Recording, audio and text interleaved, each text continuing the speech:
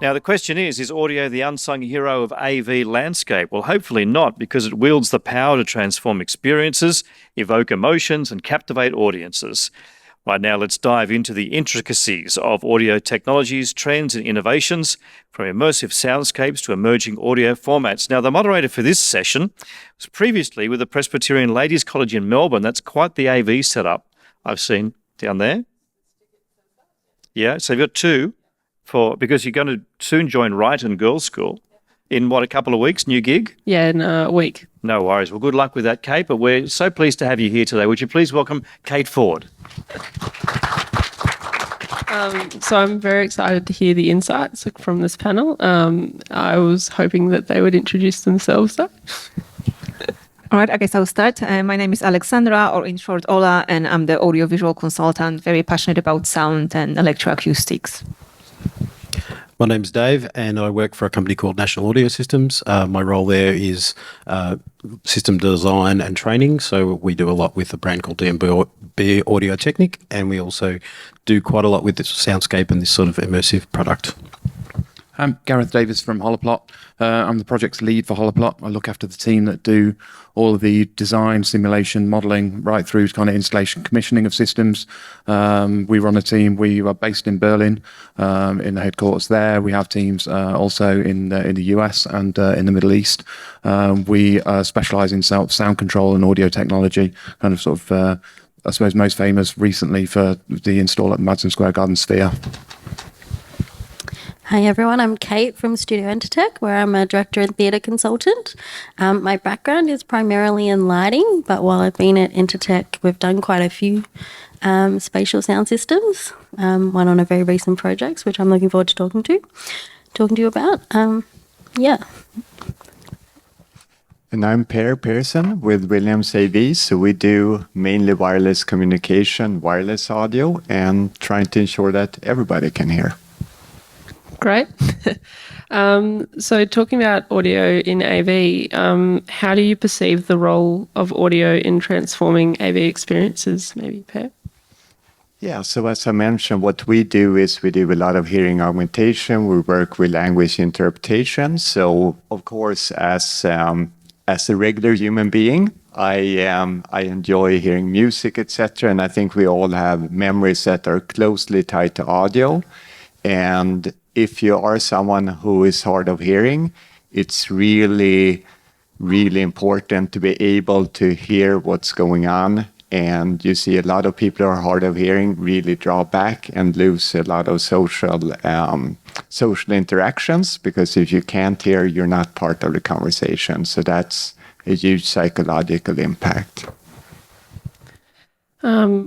For Dave, what are some iconic examples where audio played a pivotal role in success for a AV project? I think projects that I've been involved with, it varies a lot, especially in the immersive space. And what I think it's doing is it's giving the opportunity to do things that we couldn't necessarily always achieve previously. One example is recently we did a show in a very well-known, acoustically not so great space down in Melbourne that is notorious for not doing contemporary music because of the acoustics.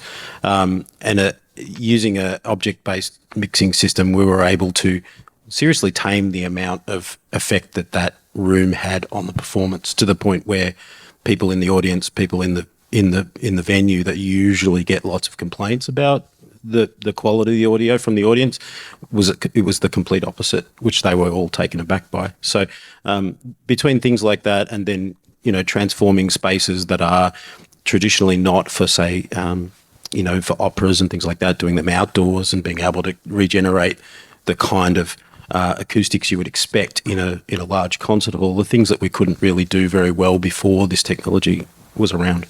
So, yeah, it's interesting stuff. Yeah, there's definitely a lot of challenging environments, whether or not they're indoors or outdoors. If I could add, I think I had an interesting project, similar one. It's actually completely different. It was for hospital. So it was if you imagine you were watching Dr. House and they have all these crazy scientists trying to figure out what's the problem of the patient. That's literally the room they had. It was a specialist meeting room when they sit for 5-6 hours and try to finalize what's the diagnosis, what's the problem. They had to call in people from different departments, radiology, medical imaging, and they all keep saying, the room is useless. I cannot hear what the people are saying. And we're talking about, saving people's lives. So that's where audio was absolutely critical. They say, I don't care if I don't see them. I do need to see their medical images, but I need to hear them. So that's the projects where audio seems like a simple thing. It's just a meeting room in a hospital. No, that's a life-saving situation. There's a lot of critical infrastructure with audio as well, like airports and tunnels and emergency management systems.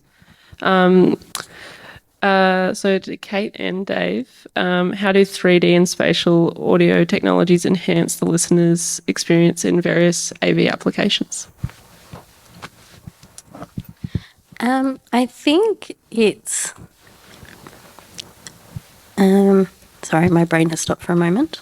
I think that the immersive and spatial audio is pushing the user's experience beyond that typical left-right, left-center-right, and bringing the audience almost onto the stage in a way, I think, sometimes.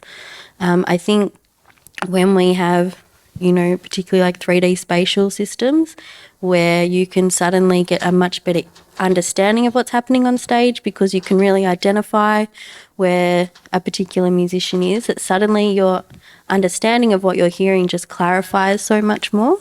And I think particularly in a creative space or in a production, that can really enhance the audience's experience, which I think is really, really exciting and has a lot of future potential the more people use it.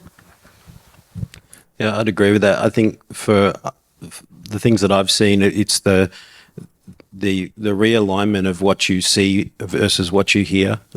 Traditional audio systems have often been disconnecting that, and the user experience or the listener experience varies greatly depending on where you are. So being able to do something where that localization is given back to everybody in a meaningful way, relative to where they are, is hugely engaging for the listener, and it makes everybody feel more part of the event. But it also, from a creative side of things, allows you to be able to do things that you couldn't do in the past. If you were in a theatre, for example, and you needed to draw attention to somebody being behind the audience, that performer being behind the audience, you would always need a lighting cue or something like this. But if you have a system that allows you to localize the sound to a place somewhere else, people automatically will turn to see it, and you can draw people's attention to video content or to performers or whatever without necessarily having to use other methods. So it gives back a lot of flexibility in the creative process too. Yeah, I'd say improving that localization also reduces listening fatigue as well, because your brain's not constantly trying to make up the difference between what you're seeing and what you're hearing. So if you can dramatically improve that, whether that's using a distributed system and using kind of object-based audio, for instance, to actually be able to pan and synchronize video with audio very precisely, or you're doing it in the way that we sometimes do it in terms of sort of actual proximity of sound as well, playing with things like wavefield synthesis, for instance, to actually allow you to localize sound in terms of being very, very close or very far away. The more you can do that, the more there is synchronicity between that kind of video and audio, the better focus of the audience, because they're not feeling that listening fatigue, and the better generally the intelligibility, like you say. So whether you can actually control sound in the space and reduce the amount of unwanted reflections or audible echoes in the space, either by controlling and using beamforming like Holoplot does, or using a distributed system, for instance, then you're absolutely reducing that listening fatigue, improving the focus of the audience, and just giving them a better sort of enveloped experience. I feel like almost it's a good segue to coming to actually how we hear and the psychoacoustics. So people often forget we hear because we have two ears, And that allows us to localize the source. So that is unable to tell if the sound is coming from left or right because we have two ears. Now, the sound coming to our ears is not just the sound. So the sound coming to our ears is just like a signal wave. The way we hear is processed in our brain. And the brain is doing some funky stuff with that audio signal.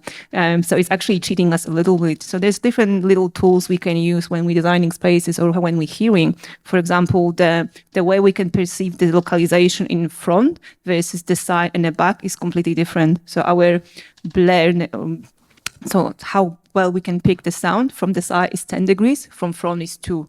So that's a little tip even when starting designing the spaces, how many speakers you need on the side versus at the front. Let's start with that. We know that our brain cannot process certain things, so we need to align it to our designs. And as the guys correctly say, it's all about the localization, and our brain is not only relying on the data from our ears, but also on the data from our eyes. So it's critical to make sure that the sound, what we see and what we hear is aligned together. I think it also gives you the ability, when you localize a sound to a source or a performer or whatever it might be, in nature, we have the ability to focus on a particular sound and to tune out the other things that are not relevant in the conversation. And what's been interesting with watching events being mixed in a spatial system is that all of a sudden there's a whole lot more room to move and be creative because the localization works for everybody, and somebody who's really interested in that particular part of the performance, because they're looking at it and they're focused on it, their ear-brain system automatically turns down the irrelevant information to them. So it's almost like you're giving everyone back the ability that we have naturally to do that in the real world without the sound system, which is super interesting.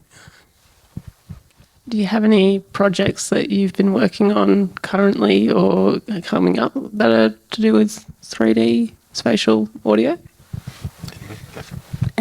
We finished one last year at St Michael's in Melbourne. So it's one of the first schools, I think, in Australia to have a spatial sound system, a 3D spatial system, which was really exciting. I think there's a big thing with these new systems in getting people to understand them and changing the way they think about audio. And I think in this case, having it at a school where the students, the first way they're going to learn about audio and how they mix is going to be on a 3D spatial system, which I think is pretty incredible. I don't think there's many people here who started their audio career thinking about sound in anything other than left, centre, right. So I think that's a really exciting way that this type of audio is going to be able to maintain its momentum moving forward, because I think it's all well and good to have these great new systems and technologies, but if no one understands how to design content for them, I don't feel like the demand will continue over time. And I think that's a really big shift to happen, and getting the designers and creatives on board, I think, is going to be a great way to do that. Yeah, I think that's absolutely right. I mean, we do it at sort of a number of different scales, really, from, the Madison Square Garden Sphere in Las Vegas, which is the biggest immersive audio system in the world, like 18,000 seat a venue. And then it's kind of the whole bunch of new problems that come into play when trying to design an immersive audio system like that, just kind of time of flight and sound propagation in a venue of that size, understanding if you need to like pan audio objects across spaces and like decorrelating certain parts of the system and how you actually design content for a system of that size. So when you've got different applications for the likes of U2 who opened, the Sphere, most of that was kind of done off, left, centre, right, and a huge kind of proscenium array that sits over the stage. But then they'd have moments within that where you'd have, like, say, Edge's guitar, there'd be a visual that would move right up over the Sphere, and the audio would then follow that and then come straight back down to bring the focus back into the band. So when you have that kind of, sort of conventional application against, a rock and roll band, you still want the audience to be very much kind of locked into the band, but you kind of have these, you can create these moments around that, and kind of the audio just needs to support the video in the way that happens. So we go from that scale right down to kind of small sort of distributed systems, and then there's kind of sort of different problems again about in terms of how do you integrate the system, how do you nice sort of seamless integration, how do you put speakers behind LED screens, how do you kind of integrate them into kind of seamless projection screens and things like that. So there's sort of different problems in terms of how sort of close you are to the walls and the visuals. So different scales have very much different problems, and you kind of have to think about different things when designing. There's many different moving parts. Alexandra, you sort of talked about it before, but what are how can we leverage psychoacoustics to enhance engagement and the emotional connection? Look, I'm going to probably say something controversial in a way, but I also feel like we need to leave because we know that sound creates emotions, right? I think it's obvious. I don't need to tell anyone. But let's be honest, I'm an engineer. I'm not a creative person. So I think we just need to give the tools and canvases to the artists and creatives to do whatever they want to do. It's almost like with the video, we give them an empty screen and we tell them, paint us something. Give us something. But with audio, we always give them left and right, and that's it. So now we can give them that big canvas. They can do whatever they want, and their role is to engage people, make them sad, make them excited, make them happy, whatever they need to do. We just need to give them tools to do that. And I think spatial sound is like opening. For me, when I first heard spatial sound, it was almost like seeing a movie in full color for the first time. When you're always in black and white, and suddenly you see it in full color. And in one way, it's like, oh, that's so obvious. Like, why haven't we been doing this for ages? But on second thought, it's, oh my God, this is like groundbreaking. What are some emerging formats then and some technologies that are coming through now for audio formats? So maybe I get to talk a little bit. Yes. So on the wireless side, we are really excited about the new Bluetooth Low Energy, which is now been branded Auracast by the Bluetooth SIG. And what that enables people to do is really engage more people, because it really bridges that gap where if you look at traditional hearing loop and hearing augmentation, that's specifically for people who are hard of hearing. And what the Auracast does, it helps people who are hard of hearing, but it can also help you and me, anyone in the audience that just needs to overcome a little bit of background noise, whether it's in a noisy university auditorium or in a church or wherever it might be. So it just opens a world of new possibilities. It's easier to install, and it really makes it more usable, and hopefully makes people not only do things because of regulations, but really to help a wider audience. So then what are some of the challenges and opportunities with adapting these new technologies into these spaces? Yeah, so maybe for Auracast in particular is just to get the critical mass, because you need the transmitting devices, you need the receiving devices, you need the understanding of the industry, of stakeholders, whether it be theaters, universities, whatever it might be. So I think it's just we're kind of in a breaking point between different standards and different technologies, and just getting to the point where there is understanding of what the technology does and what it doesn't do. So with new technologies, how can advancements in audio technology and system planning provide creative tools to enhance immersive experiences? Dave? Okay. I think that there needs to be an easier path into using the technology. And as the technology is evolving across a number of different platforms, there's a number of different things that need to integrate with it. And we need to be able to give those tools to the creatives in a way that is easy for them to use to get a highly technical result, but without necessarily having to reinvent the universe. So some of the things that I've seen is, taking particularly sound engineers from a journey from what they are used to into an immersive space, and making that accessible and not scary, so that they can be confident that their show is going to work, everything's going to be okay, and then as they want to engage with the technology, they can, but it's easy. I'm not sure if that answered the question, but it does. Yeah. You see, personally, I would love to see more integration between the speaker and the screen. And I think it's slowly happening. So obviously we know that Holoplot is doing some great stuff with integrating LED panels and speakers. We know that there's one display brand that they make TV screens that actually work as a membrane and are the speaker. So I think there's a room there, but somehow it's been not utilized as much as it should be, because I want to have full, flexibility to change my video wall and my speakers behind and have that fully immersive integrated technology. That'll be something I'm looking forward in the next 5 years. Yeah, I think we've put a lot of focus on kind of initially in hardware and now I would say 60-70% of our company is actually software engineers. Because I absolutely agree in the fact that you've got to get that user interface right. You've got to get the buy-in from the front of house engineers, system engineers, be able to use your system, use them with all of the other AV infrastructure that exists in the building, whether that is their console or whether that is the kind of IT infrastructure, everything's got to actually be able to exist under one environment and work quite seamlessly in that respect. Because if you don't get that buy-in, they just will not use your system.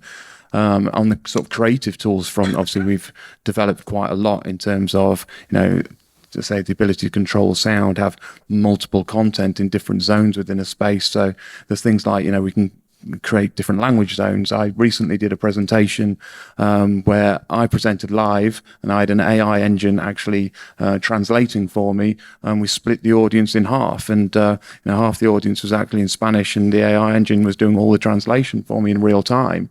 So there's interesting ways to develop kind of third-party tools into that as well. And within our software, we've made sure it's kind of an open AI API in terms of most things can then talk to our system. So if there's kind of a main sort of QSys brain within the AV infrastructure, then you can put a lot sort of command lines into that, and you can control the kind of system around that. In the Sphere, for instance, if the humidity changes in the building, because it's such a large building, it's almost its own microclimate. And if the humidity changes to a certain point, then it will have an impact on obviously speed of sound and air absorption, and you'll get a reduction of high frequencies to the back of the building. So then what the system does, it kind of triggers at a certain point, a certain threshold, and says, we want to change the system and re-optimize it. And the system will then use the algorithms to completely re-optimize what it's able to do in that space and change the high frequency or air absorption compensation part of the algorithm.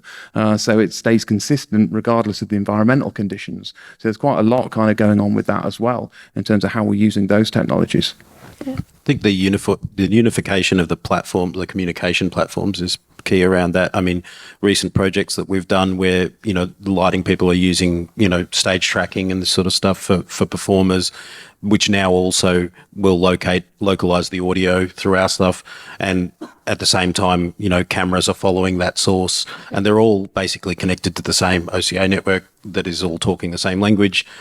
This is where it's going, where you see DAWs being able to trigger automation, third-party DSPs, all of these sort of things, consoles, as you mentioned. It's all becoming more integrated and easier to plug and play, and those open source things that really help. Do you think we need to change some audio standards to start putting in there the object localization information? I'm sure it's coming. Are you? I don't know. I can't speak for the industry in that regard, but I'm sure there's collaboration on a few levels that might see something like that. Because I always thought that with audio, we've been pretty good with signal transportation. We've been the pioneers. We've been doing that for a long time, and then video was behind. So it's almost our standard AS67 done. That is so good, but now we start missing this information about the, it's just left and right. We don't have that full object localization. Maybe that's something to look in future. Well, yeah, talking about that, how important is standards and certifications moving forward and to adhere to them? Sure it is, yeah. Yeah, well, I can talk about this exciting topic. So obviously for standards of audio transportation, even in our little patch of the world, AS67 and Dante is hugely helpful to make sure everything communicates, and maybe in the different aspects to making sure everybody hears what they need to hear. The hearing augmentation standards here in Australia are maybe not perfect, but they're probably the best in the world, which really helps a lot of people if they take care to follow them and make sure that everyone in the room can hear properly. So talking now about collaboration, how important is collaboration between your audio engineers, designers, and other AV professionals, and talking between companies even in creating these outstanding experiences? I think it's critical, absolutely. I mean, you have to do that. if you're really going to provide sort of a complete sort of holistic solution or, an immersive environment, then you have to be. It's all about the content. It's all about the storytelling. They sort of that creative side of it has to be worked out before you even really think about the technology. The technology provides sort of the creative tools enabled to make that happen. But ultimately, if you are going to create these kind of, soundscapes, immersive environments, then you really have to engage people at that level in terms of that sort of creative storytelling. But yeah, I mean, absolutely. In terms of ensuring that, the audio will support the video and there's sort of synchronicity there and everything kind of works off a central brain and all of that side of it, that's very much part of our planning from very early stages, really. And working with integration partners to ensure that there's kind of that sort of expertise outside of just us as a manufacturer and bringing those things together to ensure that you kind of have that expertise right through that kind of full AV infrastructure within a building. Yeah, absolutely critical for pretty much all of the projects that we've done, for sure. I think too, from a like thinking it from a theatre perspective, whether it be drama or musicals, that that the transferability of show and therefore its ongoing success is a big thing. I know there's some shows like Harry Potter, for example, that stay somewhere for 5 years, so they can really invest the time and the money into into making the venue do exactly what they need it to do. But that's quite rare, I think, still. And these systems having the capacity to be, transferred between venues. What does a rider look like if someone's touring the country? What does that show have that keeps people coming back, that allows it to move around the country? I think that's something that I haven't quite seen yet with immersive audio. I don't know if anyone else has seen like that happen on a large scale, but I think that's something that will be interesting to resolve down the track. Look, I think this is one of the things I'm trying to, look and work with my clients is we're talking here about big venues, designing shows. What about like day-to-day life, right? What about that Microsoft Teams call when it's all mono and we all get annoyed and fatigue? And I think this is the stuff I'm looking into, how we can get that into the rooms. And I'm really fan of, the Microsoft Teams sort of have spatial audio inside, right? So we can put it and we can have, when we have a screen with 7 people on a call, we can pinpoint where the voice is coming from. So we need to look at those smaller style venues and like your meeting rooms, your presentation, education spaces, but I mean like a classroom. And that's when we can start putting that spatial audio, looking at other ideas. And this is often when we see, but I need to put screen here. Where do I put my loudspeakers? The camera needs to go on this wall. Where can I put my loudspeaker? And this is where the conversation starts. And it's really difficult to pinpoint what's the priority. Is it audio or video? Yeah, absolutely. And then you've got to work closely with the acoustic consultant to create that kind of environment that supports any of that technology as well. I'm assuming you do work closely, and do you actually do sort of the acoustic side of it too, a design, or is that separate in terms of? Look, I do acoustic, but I think I'm the one of the few that do it too. But I see the same point, because if I have a screen and a window and then the glazing, and we need to have, all of the Green Star rating tell us about daylight. So we need to have daylight in the room. So I want windows. So if I have windows, that's echoes. And then I have a screen. Where do I put my acoustic finishes? And what do I do with my microphone? It's quite challenging. And I think, we always try to talk with people, and they always tell us that audio is most important, but somehow the message gets lost during construction and then build, and it gets lost, and it's quite upsetting. Yeah, absolutely. There also must be challenges between a purpose-built environment, like even here where this was designed to be this, but then you've done St. Michael's, which was a church space, and adapting an older facility and to bring these technologies in as well. Yeah, I think St. Michael's was definitely pushing the limits of the type of audio I think you put into a reverberant church. A heritage listed, I think it was built in like 1870. Oh, heritage list, it's easy. You can do all sorts there. Yeah, so that had the challenge of, they wanted a really standout venue, and it was driven by the audio initially. They were looking at something that was originally they were thinking active acoustics, but the natural acoustics of a church doesn't really fit with adding a active acoustic system on top of it. In case people don't know, an active acoustic system typically needs a space that's completely dead, and therefore you can add energy into that room and make it sound as big or as small as you like. But a church naturally that was designed for choral music has a pretty long reverb time by itself. And in order to change that, you would have had to cover the beautiful stained glass windows, every bit of brick, the timber roof, the whole lot. So with the 3D spatial system, we were able to really target any energy in the room into the seating banks and making sure it wasn't reflecting off all these surfaces that were going to be so challenging, but were so essential into getting approval from Heritage Victoria in order to do any works in the building.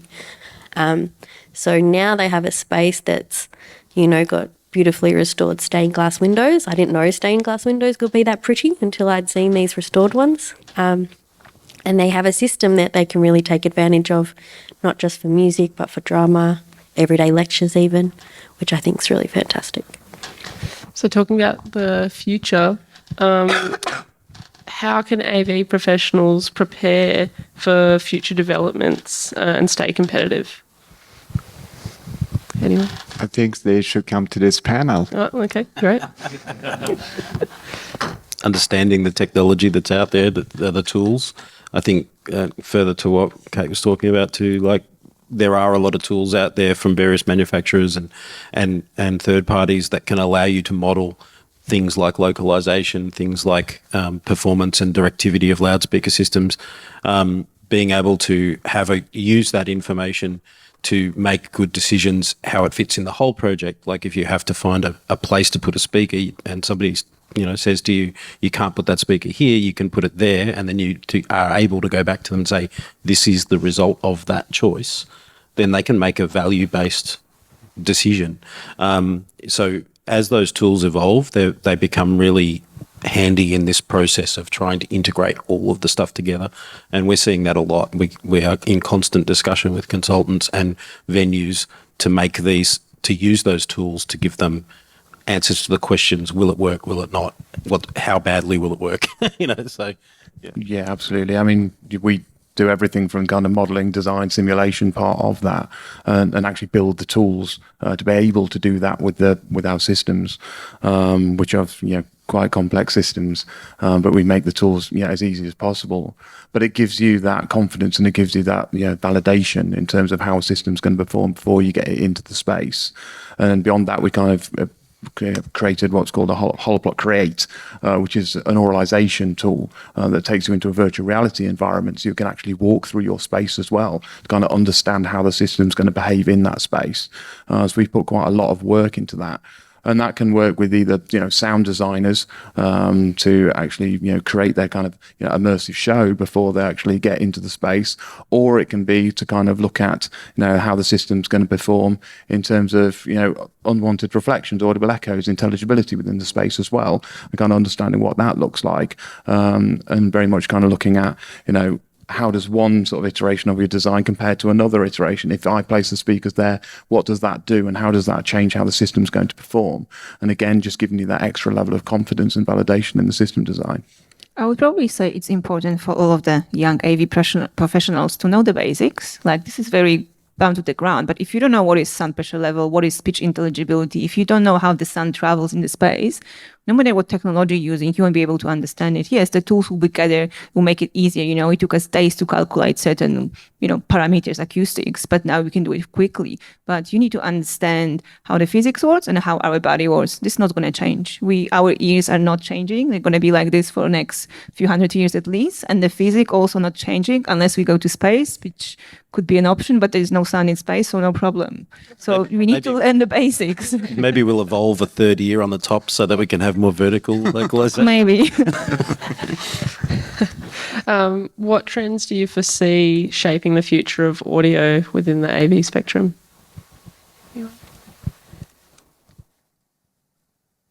I'm not sure it's the right kind of trend, but I think that I find on some projects that our clients have grand designs, and that gets over time through the design process gets really compromised, and they end up with something that is a shell of what they thought they were going to have and now isn't the right solution anymore for them. So making sure that, like, as we move forward with all these great options in this space, that we're still making sure that at the end of the day, our clients get a product that really serves their need, not just what they think they want. And it's something that they can use, because we can make a really sophisticated, highly, hard to work solution, and then it just doesn't get used. So we've got to make it accessible as well. Yeah, I think control of sound is something we've seen from a lot of loudspeaker manufacturers, whether that be kind of better line array processing in terms of being able to control sound within a space, kind of just improving the sound and detaching it some way to the actual impact of the room within that space.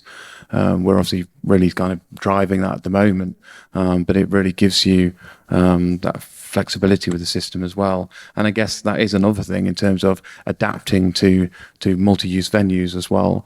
I think that's really important in terms of how a sound system behaves, because to maximize revenues in the venue, a lot of the time that you have to have multiple applications within that venue, whether that be kind of a sports game in the day and a rock and roll concert at night. And if the audio system can actually adapt to that, rather than having to completely re-rig the system and have a lot of dark time in that venue, then, it's saving money and it's really kind of driving, sort of new revenue streams. So we've certainly been pushing that in terms of how our system's able to adapt to that. I'd say that was probably one of the big ones for us, really.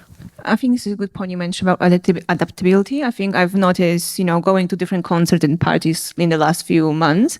It's interesting that the stage is almost always in the middle of the room. We keep seeing, if you look on any YouTube videos or Instagram snaps, the DJ usually is behind the DJ. There's a mini dance floor. So when you show it, there's a little good stage. And that's a nightmare from an acoustic point of view. That's a nightmare from the audio point of view. How do you get the audio to be people behind the stage? And this is interesting trend. Audio is in the center. The stage is not left-right orientation of the rooms. I think the way the venues are designed, even the meeting rooms, are not just purely stage and the audience. Can anyone share any visionary projects or concepts that represent the future of audio within the AV industry?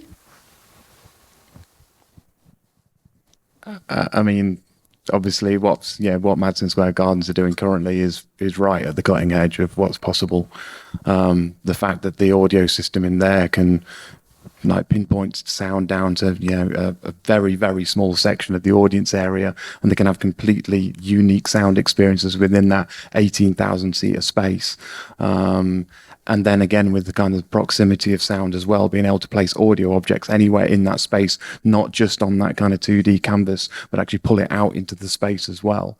There's so much going on there in terms of the control that you've got. And I guess with all kind of the network functionality, the amount of audio streams that you can have as well, multiple presets in terms of the software. You can change presets at a click of a button and have a number of different kind of beams or setups, and completely change the application very, very quickly within that space. Obviously, we put a lot of work into that and spend a lot of time designing that, but the technology that's being used in there will then start to trickle down to like smaller venues, and it's not going to be long before I think there's going to be sort of multiple venues that are going to be similar in style, and kind of I guess you'll be able to create content for those venues and then take them into that kind of larger environment, really kind of developing that to kind of grassroots level. I've seen a number of sort of franchises, rolling out now that are doing that in terms of having multiple venues that are exactly the same around the world and developing that content and moving that content around the space. But it's all about that content and getting really good content, really good storytelling, and that's what kind of really pulls people in. But yeah, the tools really kind of, that we are using now are very much kind of pushing the boundaries of what we're doing. So then in the next 10 years, do you see that rollout progressing and that cookie cutter sort of getting to smaller venues and rolling out? I do, yeah, no, absolutely. I guess that they'll take certain parts of the technology. It's not always necessary to have everything, but certainly I see kind of the sound control, very much being at the forefront of that, because being able to do that and have different types, shapes, volumes of venue, but being able to keep the sound very, very consistent. I mean, that's what the record labels are always trying to drive. The management are always trying to drive. It has to sound like it does when people are listening to it in their bedroom.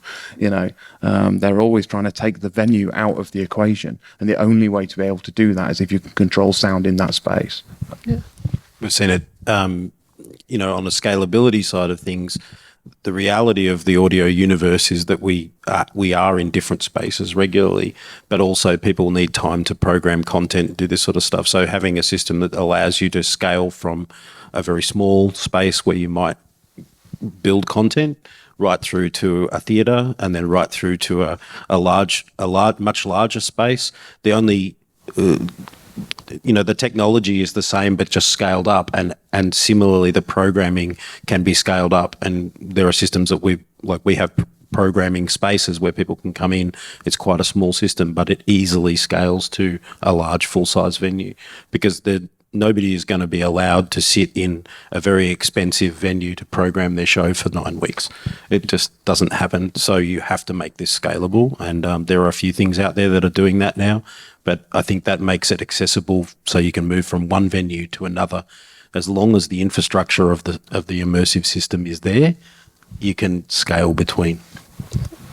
I think we might open it up to Q&A. I don't know if anyone has sent any questions through or if there are any questions from the audience. Yeah, just grab your mic there if that's cool. Thanks, buddy. All right. There are no iPad questions. How's it going? Daniel here. Ola, you're right. Physics has not changed and it probably won't on Earth, but it feels like it is with microphones and speakers where back in the day at uni you learn a microphone hears everything. You need to control the environment. Speakers, one person's sound is another person's noise. But now with acoustic fencing and super narrow speakers like what you have in the Sphere and also they're selling down at Integrate down there, do you find that that's affecting people's fatigue? Because things are going on like phase cancelling, which makes audio sound unnatural. Is that harming the experience of the people listening?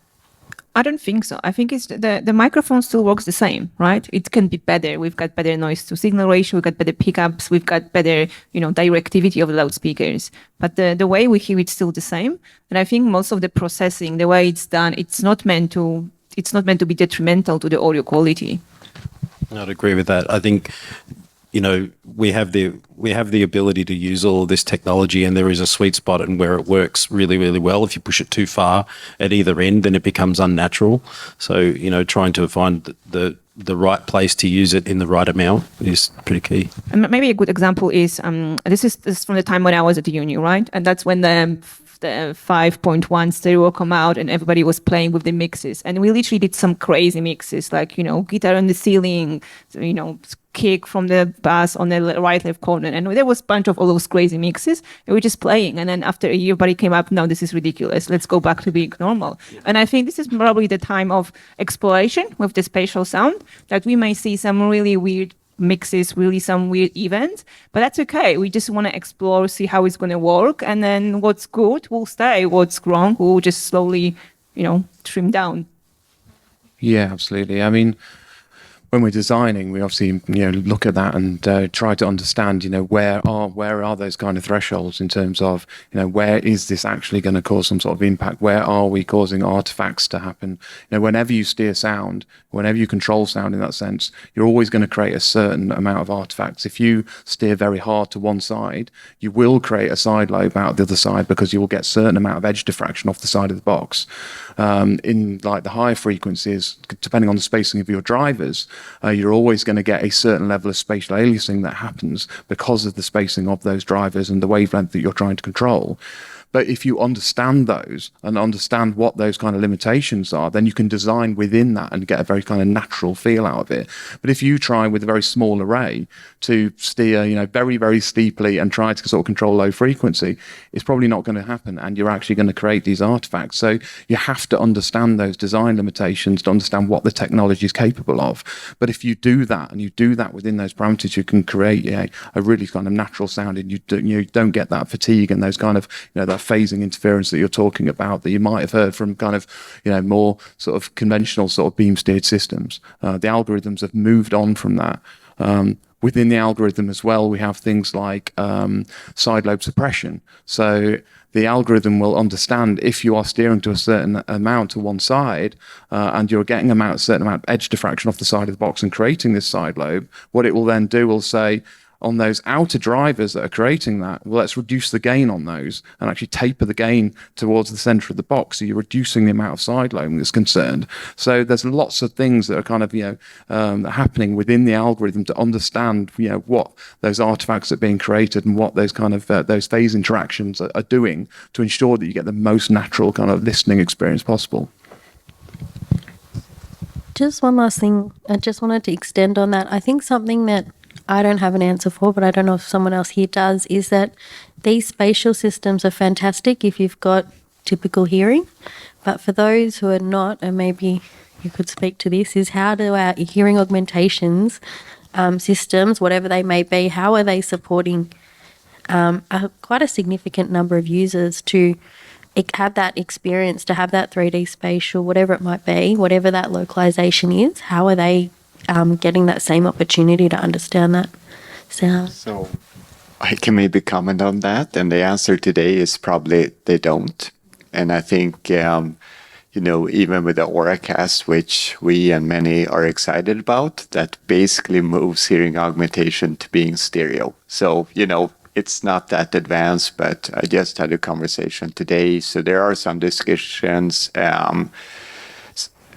within the Bluetooth SIG about, what's the next step and how do we get to being closer to getting the full experience. So that's a good point. I have a little story about that just something that happened recently at City Recital Hall, where we have an immersive system, and we were doing a showcase the venue was doing a showcase for some of their clients, and so we went along just to be part of it, and their people were running it, and it was quite impressive. And at the end, I had a gentleman who I think is the head or was on the board of the Australian Hearing Association or one of those. I've actually got his cards on me, but he came over to me. He goes, "I need to talk to you about what's going on in here." And I was like, and a couple of the venue people knew him, and they're like, "Oh, he's going to come over and complain. This guy, he often has," and he told me his story about, his loss of hearing and how he was in the music industry as a great passion for music. And he just said, "What I heard tonight," he goes, "I didn't know he's lost all hearing in one ear." So he said, "I didn't realize for the first time in 6 years that I was hearing impaired." And I was like, "I can't explain to you why that is the case." But he was almost in tears. And I think all that I can imagine is that maybe the intelligibility and the localization was helping his hearing in some way, which doesn't make any sense to me because 2 ears makes more sense, right? The other way around. Maybe it's the first time he realized that he can't hear.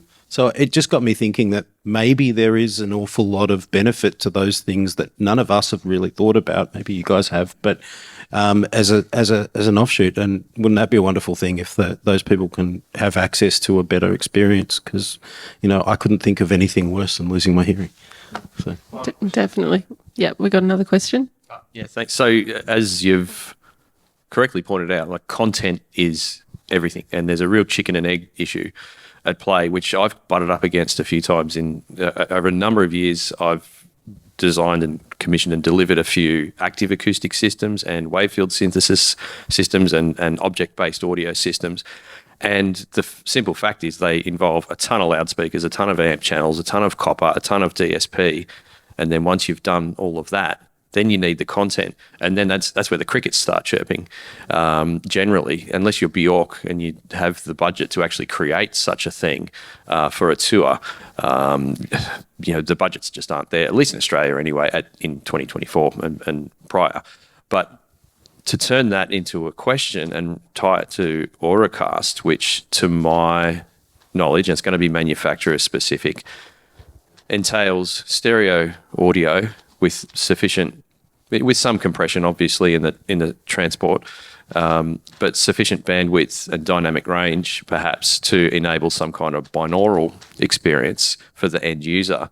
Therefore, kind of eliminating that huge cost factor for a lot of. So in here, like we got a couple of 12s on subs in here, but if there was a spatial program where I could, hear all you guys localized perfectly with a binaural setup, that seems to me, does that seem to you guys like a stepping stone for content creators who are generally broke to be able to create that stuff? It's already in the works, if not already existing in many platforms. But it's in its early stages. Let's just say with just about everyone.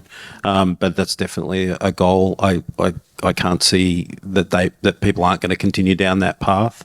I will say that, like, for a listening experience for yourselves, whilst you're listening to us, and it's most of this has been us talking and not necessarily coming back the other way.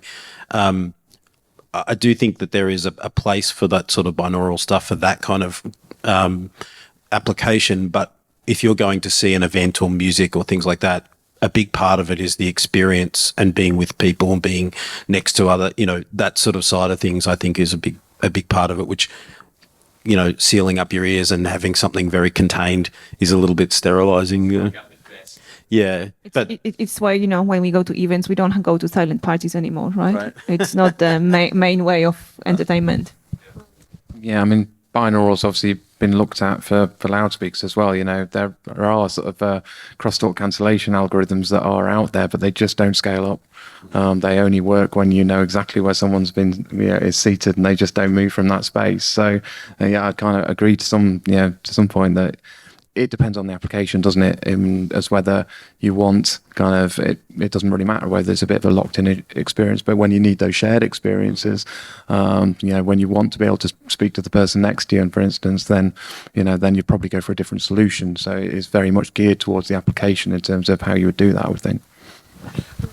All right, Tim. Time to wrap up. Thank you very much for coming. That's fabulous. Thank you to the panel. Thanks to the panel, folks. Thanks to Kate as well. I think